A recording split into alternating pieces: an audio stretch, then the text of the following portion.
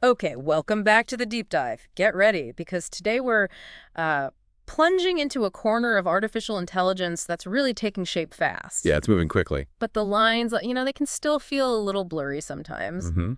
So our mission today is to unpack two, well, distinct types of AI that you hear about a lot. Generative AI and agentic AI. Right. And, for years, AI often meant like pattern recognition or analysis, systems following pretty strict rules. Exactly. But generative and agentic AI, these point to really new capabilities, stuff like creating original content and taking autonomous action. Yeah, and navigating that, understanding what they are, how they work, and crucially, why they're different. That feels key to seeing where AI is headed and how you might actually use it. Definitely. We should really dig into the differences based on the material we've looked at. Perfect. So let's kick things off with generative AI. This is probably the one most listeners have actually bumped into already. Oh, absolutely. You can't miss it. The headlines, the tools. Yeah. Everyone's kind of seen things that write emails or create images seemingly out of nowhere.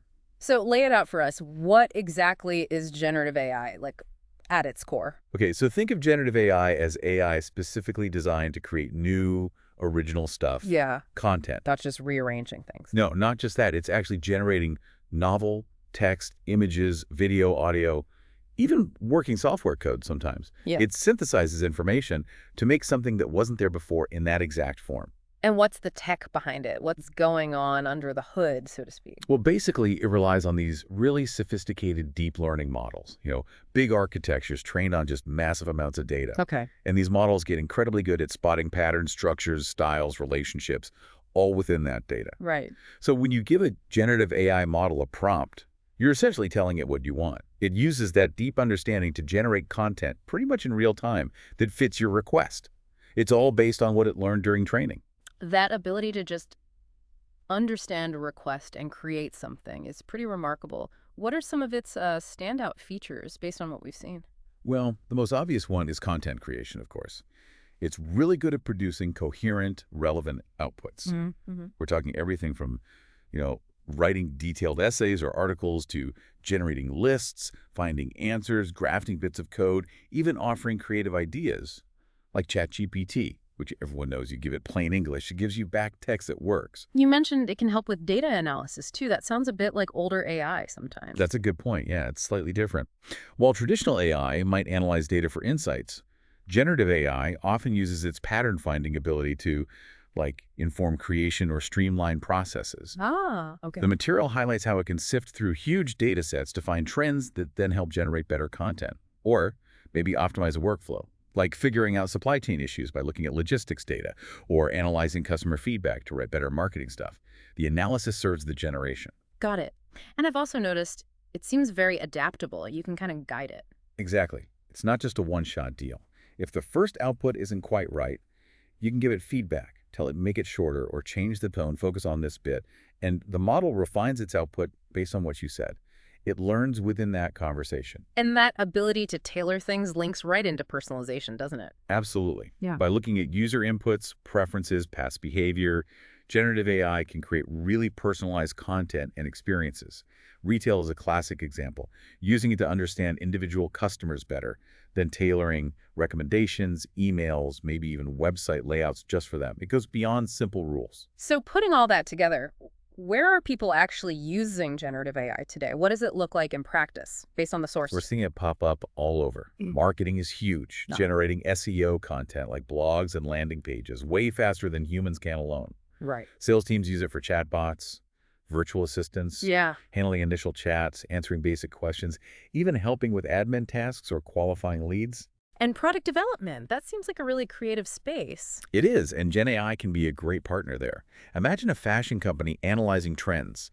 Gen AI could quickly generate potential designs or whole collections based on that data.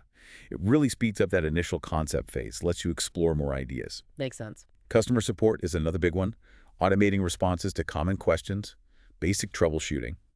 An e-commerce site using a Gen AI chatbot for order status or refunds. That's a prime example of boosting efficiency. Okay, that paints a really clear picture of generative AI. Fundamentally, it's about creating stuff based on prompts and patterns. Now, let's switch gears. Agentic AI, this feels like the the next big thing, maybe. It certainly feels like a different paradigm, yeah.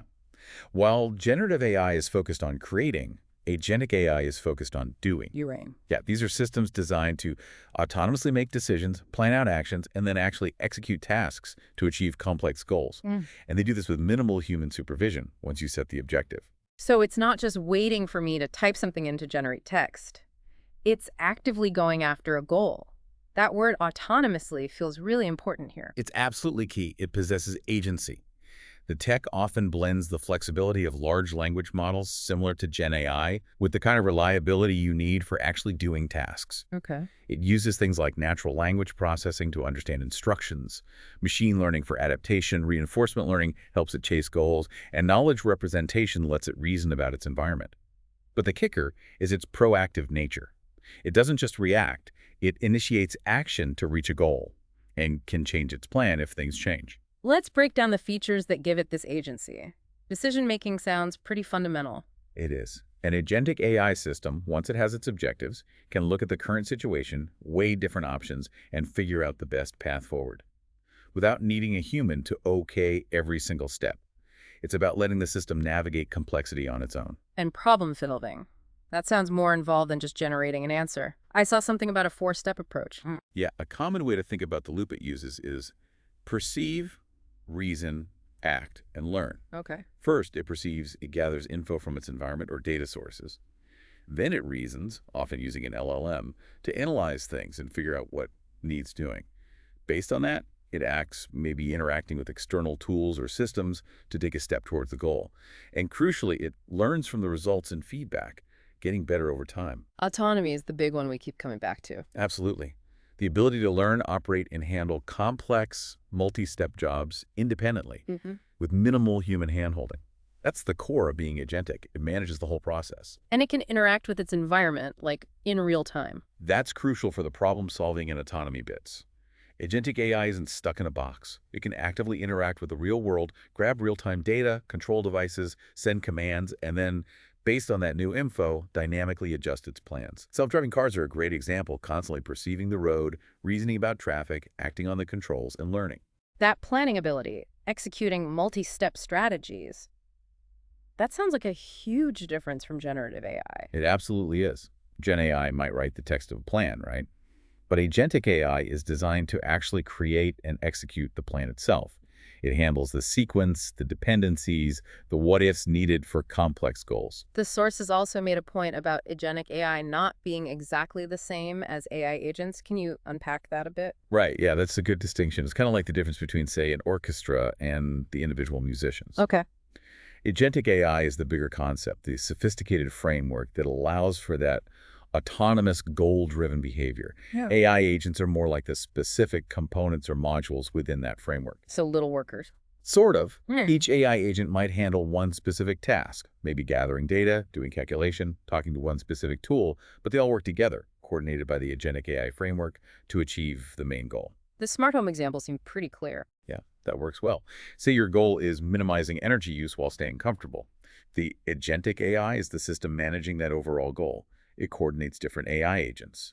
The smart thermostat, the smart lights reacting to sensors, maybe smart appliances optimizing power use, each doing its own job autonomously, but all working together within the Agentic AI system to hit your energy-saving target.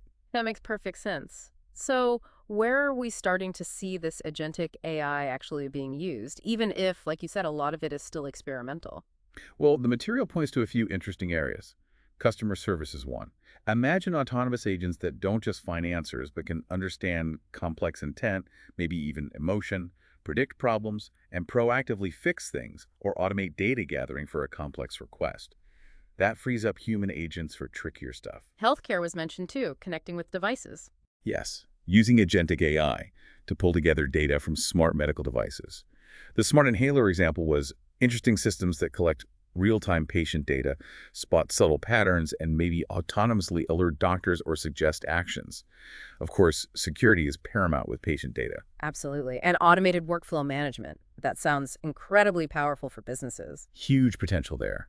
Agentic AI could basically take ownership of whole business processes, not just one step, but managing complex workflows, autonomously reordering supplies, optimizing a supply chain based on real-time demand. Wow. Think of a logistics company using it to dynamically reroute deliveries Yeah. based on live traffic and weather. That could really scale operations. And finance. Making autonomous investment decisions, that sounds significant. It's definitely another area being explored, though still quite experimental. Agentic AI could potentially analyze floods of market data, news, economic signals, and make autonomous decisions on investments or credit risk. So it could react instantly to market shifts. Potentially, yes. Adjusting strategies in real time based on sudden economic or political events. A fintech firm might use it to monitor markets 247 and automatically rebalance portfolios based on preset rules. Real-time reactivity. Okay, wow. That really underscores how different these two types of AI are. Let's just maybe explicitly lay out those core differences again, based on everything we've covered. Sure. The most fundamental thing is their core purpose, right? Yeah. Generative AI is built to create content. Success is about how novel or coherent the output is. Right. The text, the image. Exactly.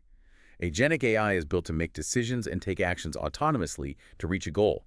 Success is about whether it actually accomplishes that objective effectively. And their basic nature feels totally different. Completely.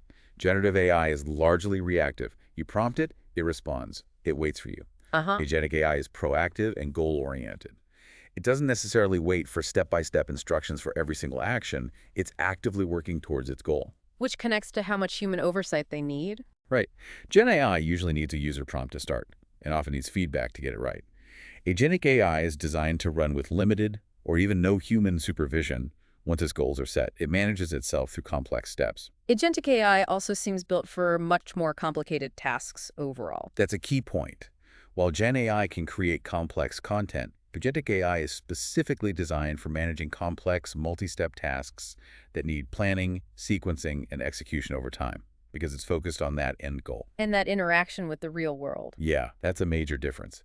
Agentic AI is designed to interact with and adapt to its external environment, grab real-time data, adjust behavior. Generative AI's interaction is mostly just with the user providing input and feedback in the digital space to shape the content. So generative AI creates, agentic AI acts, and decides towards goals. Two very different tools, but both seem to offer huge productivity gains. Precisely. And it's worth remembering where they are right now. Like the sources said, Gen AI, already widely used in many industries for content creation and analysis support. Agentic AI systems, while super promising, are still very much emerging. Many of the really complex use cases are still being tested, refined. They're not quite off-the-shelf solutions yet for everything. Speaking of testing and refining, what are some current trends we're seeing with both types right now? With generative AI, one big thing is seeing it embedded inside other software-augmented applications. So familiar tools get smarter, more personalized creative features built right in. Ah, okay. There's also using Gen AI to create synthetic data, basically artificial data that looks like real data. Super useful for training other AI models when real data is hard to get or sensitive. Interesting. And of course, things like deepfakes keep evolving powerful creatively, but also highlighting the need to be aware of AI's ability to generate super realistic stuff. And personalization continues to grow, tailoring everything based on Gen AI's understanding. And for agentic AI, where's the momentum? Agentic AI is getting a lot of attention in areas needing real-time analysis and autonomous action. Right. Financial services are definitely exploring it for automated analysis, maybe even trade execution. Right. Manufacturing and logistics are looking at it for more advanced robotics, automating complex warehouse tasks. City planning is another area. Could agentic AI analyze vast urban data sets to help make better decisions about infrastructure? Even HR is looking at it, automating complex admin, maybe providing dynamic, personalized support to employees autonomously, freeing up HR folks for more strategic thinking. This deep dive has really helped clear things up for me. Understanding Gen AI is about creation, agentic AI is about autonomous action towards a goal. It just helps make sense of all the different AI tools popping up. Absolutely. And both have immense potential to change how we work, how decisions get made, boosting efficiency in ways we couldn't really do before. So, with that in mind, here's maybe a final thought for you, the listener, to mull over. As these two powerful AI types keep developing and maybe even start working together, imagine agentic AI using Gen AI to explain its plans or create reports automatically. How might that combination reshape not just what we do, but the whole process of working and solving complex problems in the, not too distant future? It's definitely a fascinating space to keep an eye on. It really is. And we'd love to hear what you think about all this. How do you see generative or agentic AI impacting your work, your life? Are there specific uses that excite you or maybe worry you? Please share your thoughts and suggestions. They really help us figure out what deep dives to do next.